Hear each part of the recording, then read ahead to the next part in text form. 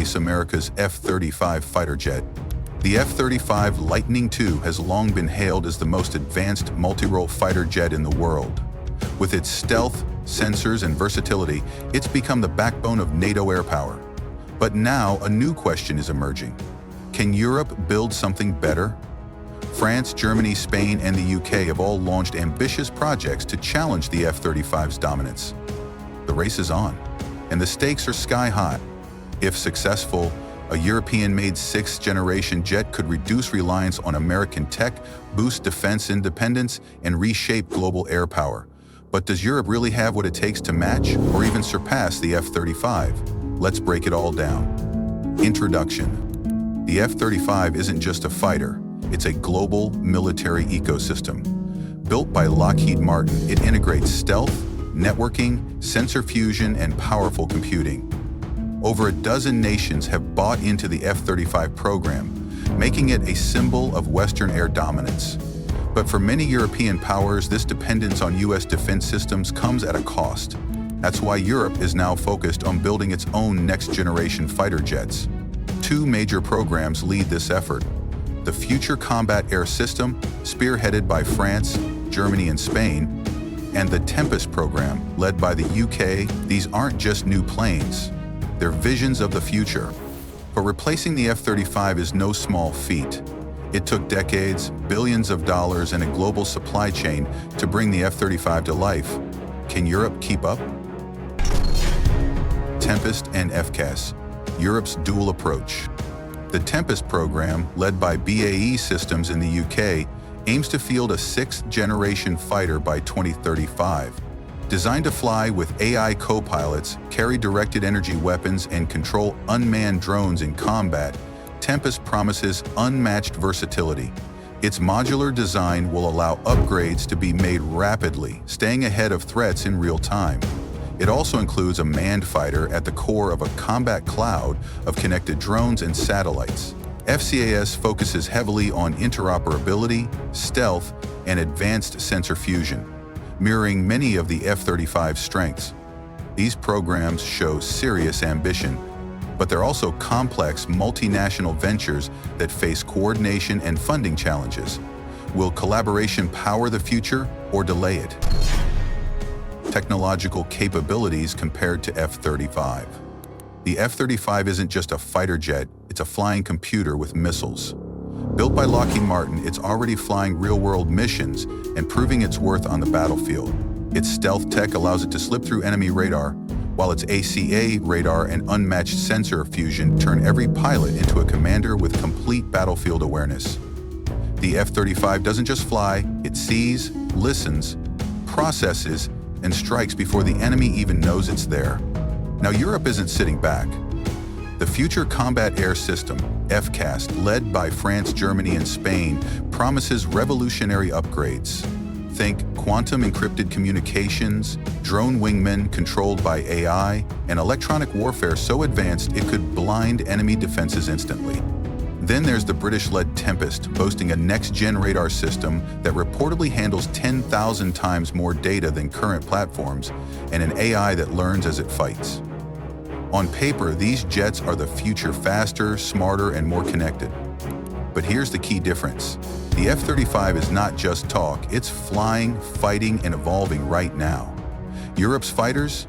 They're still in development.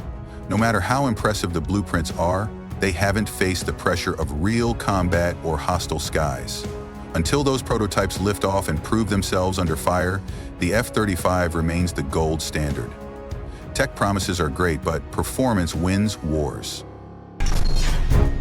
Industrial and political hurdles. Creating a jet like the F-35 doesn't just take innovation, it takes coordination. Europe's defense sector is fractured. Tempest and FCAS operate in parallel, not as one united front. There's even talk of competition between the two. This could hurt both programs. Separate budgets, differing national interests, and leadership disputes have already caused delays. In contrast, the F-35 had a single, focused lead contractor in Lockheed Martin, backed by one government. Moreover, political will is fragile. Elections change priorities. Budgets get cut. And when multiple nations need to agree on every design change, things move slowly. If Europe wants to catch up, it needs to speed up cost and export potential. One of the biggest reasons countries keep lining up for the F-35 is simple: price versus power. Thanks to mass production and years of refining the process, Lockheed Martin has brought the cost of the F-35A down to around $80 million, 0 cents per jet. For a fully loaded 5th-generation stealth fighter, that's an impressive deal. And with more than 900 units already built, logistics, maintenance, and pilot training are also easier and cheaper for allied nations. Now enter Europe's FCAS and Tempest. Both projects promise futuristic tech, but that future comes with a price tag. Since they're still under development and lack economies of scale, the early jets will likely cost significantly more than the F-35. That could be a big barrier for nations already dealing with tight defense budgets. Unless European makers figure out how to control costs early, selling these jets could be tough outside of the core partner countries. That said, global curiosity is growing. If FCAS and Tempest can meet deadlines and come in under budget while still delivering on their high-tech promises, they could disrupt the market. But until then, the F-35 holds the lead, not just in performance, but in price, partnerships, and proven success. Strategic autonomy, Pierce Purse's interoperability. At the heart of Europe's push to replace the F-35 is a deeper issue: strategic autonomy. Europe wants to reduce reliance on the US and NATO for key defense systems. Having their own fighter jets means freedom of action, especially in crises where US interests might not align with European goals. But there's a catch. NATO forces rely on interoperability. The F-35 is a cornerstone of joint operations. Replacing it with non-standard jets could disrupt coordination unless Europe ensures full system integration. The real challenge isn't just making a jet better than the F-35, it's making one that fits into the current strategic puzzle without breaking it. Future outlook. The F-35 isn't going anywhere anytime soon.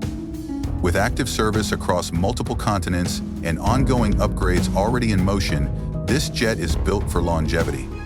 Over the next 2 decades, expect it to receive better software, stronger stealth features, and AI-assisted combat systems, ensuring it remains a backbone of Allied air power across the globe. But that doesn't mean Europe is out of the race.